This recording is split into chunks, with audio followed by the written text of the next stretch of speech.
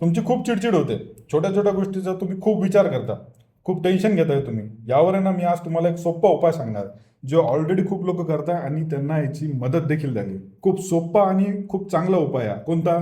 तो म्हणजे वॉकिंग, चालणं. जर कोणाला उद्यापासून व्यायाम सुरू करायचा असेल ना, तर मी त्यांना पर्सनली सुचवेल की तुम्ही वॉकिंगपासून सुरुवात करा.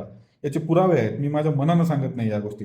तुम्ही आज समजून घ्या या सगळ्या गोष्टी, ठीक आहे? खूप छोट्या छोट्या गोष्टी असतात, पण किती महत्त्वाच्या असतात ना, ह्या आज मी तुम्हाला स्पष्ट करून सांगतो, सिद्ध करून दाखवतो, ठीक आहे? आता 2024 मध्ये झालेल्या पब्लिक हेल्थ सर्व्हिलन्समध्ये ना एक मोठा सिस्टमॅटिक रिव्ह्यू आणि एक मेटा अनालिसिस खूप मोठा प्रकाशित झाला.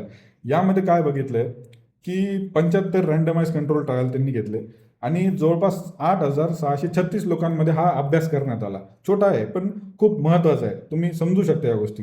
आणि याचा रिझल्ट काय आला तुम्हाला माहिती आहे का? इनॅक्टिव्ह लोकांपेक्षा जर तुम्ही कम्पेअर केलं तर वॉकिंग करणारे जे लोक होते त्यांच्यामध्ये डिप्रेशन, म्हणजे मेंदूचे बरेच डिप्रेशनचे जे साईन्स अँड सिम्पटम्स होते ना, ते सिग्निफिकंटली कमी झाले. आणि अजून म्हणजे काय, एन्झायटीचे सिम्पटम्स सुद्धा सिग्निफिकंटली कमी झाले. किती चांगली गोष्ट आहे, फक्त वॉकिंगमुळे, ठीक आहे? आता सोप्या भाषेत सांगायचं झालं तर काय, जर तुम्ही वॉकिंग केल्यावर ना एन्झायटी म्हणजे खूप विचार करणे, ओव्हर थिंकिंग, लो मूड आणि या सगळ्या गोष्टीमध्ये मेजरेबल इम्प्रूव्हमेंट्स दिसली आहे. किती महत्वाचं आणि किती चांगलं आहे.